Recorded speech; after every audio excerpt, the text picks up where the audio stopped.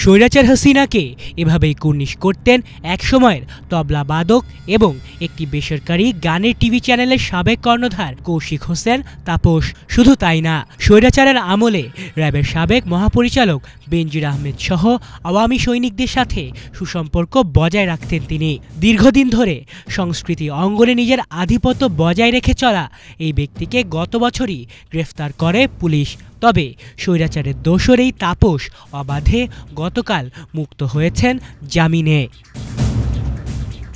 রাজধানীর উত্তরায় বৈষম্য বিরোধী আন্দোলনে হামলার ঘটনায় দায়ের করা মামলায় তাকে এজাহার নামীয় আসামি হিসেবে গ্রেফতার করা হয়েছিল। প্রগতি সরণিতে অবস্থিত গান বাংলা চ্যানেলের কার্যালয়ে অভিযান চালিয়ে তাকে আটক করে আইনশৃঙ্খলা বাহিনী। এরপর আদালতের মাধ্যমে তাকে কারাগারেও পাঠানো হয়েছিল।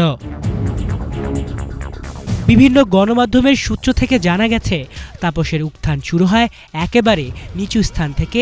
একটি বেসরকারি টিভি চ্যানেলে তবলাবাদক হিসেবে কর্মজীবন শুরু করেন তিনি। পরবর্তীতে তৎকালীন প্রধানমন্ত্রীর deputy press secretary Ashraful Alam খোকনের মাধ্যমে তাপস ফ্যাসিস্ট হাসিনার নজরে আসেন। এক্ষেত্রে মুখ্য ভূমিকা রাখেন তার স্ত্রী ফারজানা মুন্নি, যিনি হাসিনার ব্যক্তিগত বিউটিশিয়ান ছিলেন। এরপরই বদলে যায় তাদের জীবন। রাষ্ট্রীয় পর্যায়ের বড় বড় অনুষ্ঠান আয়োজনের দায়িত্ব পান তাপস। শুধু জয় বাংলা কনসার্টই নয়, ঢাকার 2 সিটি কর্পোরেশনের লাল সবুজ উৎসব, মুজিব বর্ষের অনুষ্ঠান সবই ছিল তাপসের আওতায়। অভিযোগ রয়েছে, এসব আয়োজন থেকে কোটি কোটি টাকা আত্মসাৎ করেছেন তিনি। শিল্পীদের বরাদ্দকৃত অর্থের বড় অংশ নিজের পকেটে পুরেছেন বলে দাবি সংশ্লিষ্টদের। তবে শুধু অর্থ নয়, নারী কেলেঙ্কারিতেও জড়িয়ে পড়েন তাপস ও তার স্ত্রী মুন্নি। এমনটাই খবর দেশের বেশ কিছু গণমাধ্যমের। একটি বেসরকারি টিভি চ্যানেলের আড়ালে নারী সরবরাহ, ইউক্রেন থেকে নারী এনে সরকারি ও আন্তর্জাতিক পর্যায়ের কর্মকর্তাদের মনোরঞ্জনের আয়োজন, এমন নানা অভিযোগ আছে তাদের বিরুদ্ধে। এমনকি সানি লিওনের মতো পর্নো অভিনেত্রীকেও ঢাকায় এনে নিজের মেয়ের বিয়েতে আমন্ত্রিত অতিথি দেখিয়ে প্রভাবের প্রকাশ ঘটান তিনি। অভিযোগ আছে এতে তাকে সহযোগিতা করেন হাসিনার সাবেক উপদেষ্টা সালমান এফ রহমান।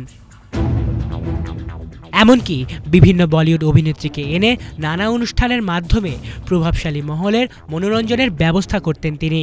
সেই সঙ্গে কর ফাঁকি দিয়েও নারী আনতেন বিদেশ থেকে, যাদের কেউ কেউ ইমিগ্রেশন পুলিশের হাতে আটকে পড়েন।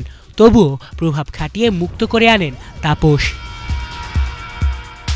এছাড়াও অভিযোগ আছে, শিল্পাঙ্গনে নিজের আধিপত্য বজায় রাখতে মেধাবী শিল্পীদের এক প্রকার জিম্মি করে রাখতেন তিনি। অনেক প্রতিভাবান শিল্পী কাজ পাওয়ার আশায় তাপসের পেছনে ঘুরতেন দিনের পর দিন। আর তার প্রভাবশালী স্ত্রী ফারজানা মুন্নির রাজনৈতিক যোগাযোগ ছিল এর পেছনে মূল চালিকা শক্তি। তাই তো এই স্বৈরাচারের দোসর তাপসের জামিনে মুক্তি যেন প্রশ্ন তুলছে হরেক রকমের। আলিফ চৌধুরী, বাংলা ভিশন।